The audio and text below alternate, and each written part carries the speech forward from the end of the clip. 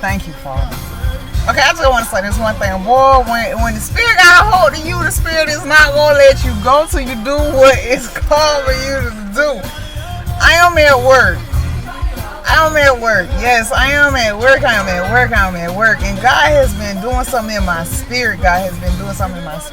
And when I say God has been doing something in my spirit, I mean God has been doing something in my spirit.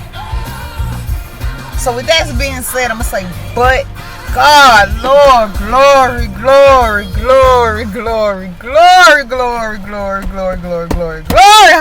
hallelujah, but God. See, I'm understanding the definition of healing. Healing is an ongoing process. Nobody is perfectly healed because every day you have to cope with what you had. Every day you have to learn how to cope with your traumas. You have to learn how to deal. So I'm understanding what healing is. I'm understanding what it means to change your perspective of things. When you change your perspective of things, you change everything. Literally, when you change your perspective of things, you change everything. So with that being said, I'm gonna tell you what's been in my spirit to write for me to put out there. It says, I have endured more than any 38-year-old woman, and I'm not even 38 yet. I'll be 38 this year by the grace of God, which has always been my perception of things. But this is what God showed me. The reality of it is we have all endured some type of abuse, suppression, oppression, and depression. No matter what stage of life it was in, we have all endured some type of trauma, some type of trigger. And we all had to figure out how to deal with it. Some of us still don't know how to cope with them. And we still have an ongoing process. And we still choose to refuse to heal. And hurt people. But that's a whole nother story within itself. But God said, you shall live and not die. Glory. And that's what He's been working on me with showing me that you shall live and not die. I mean, defeating everything that the enemy has planted inside of me growing up was a lie. It was a lie.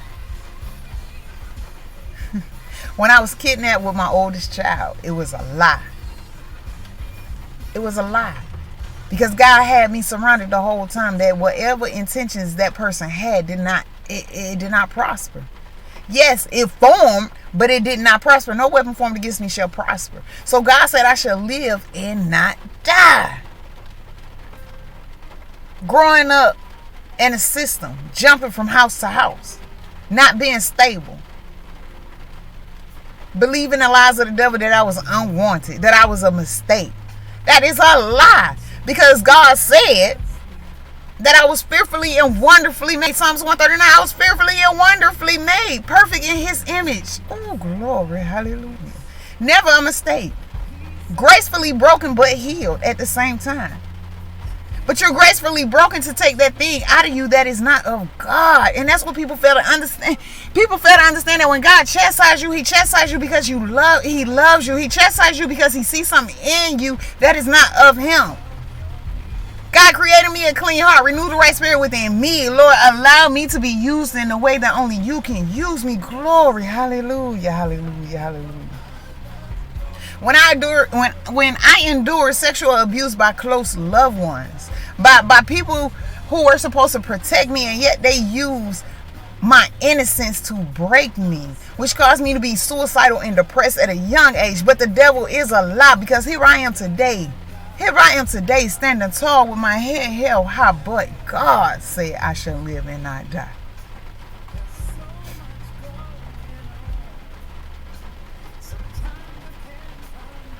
Everything the devil used to try to keep me down, God used.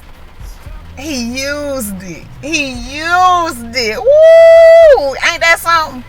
God used it for my good. But not so that I can get the glory, but so that He can get the glory. Because Romans 8:28 says, for we know that all things work together for the greater good of those who love the Lord and are called according to His purpose. Genesis said that everything that your brothers did, or everything that the devil did, to harm you, I turned it and used it for your good. And that's what he told Joshua. When Joshua had to come back to it and God had, ooh, glory, hallelujah. That's another story for itself too.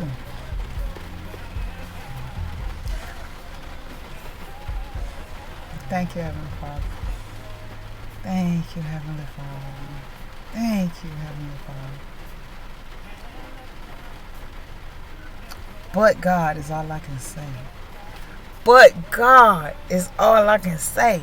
Simple as that. But God. But God. When people want to aggravate you, when people want to torment you, when people want to manipulate, glory, glory, glory. But God. But God. But God. All I can say is but God. But God.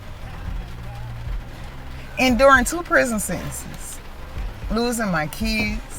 Losing my identity. Losing myself. Losing me to the lies of the enemy. And yet today here I stand. Acknowledging that I have faults.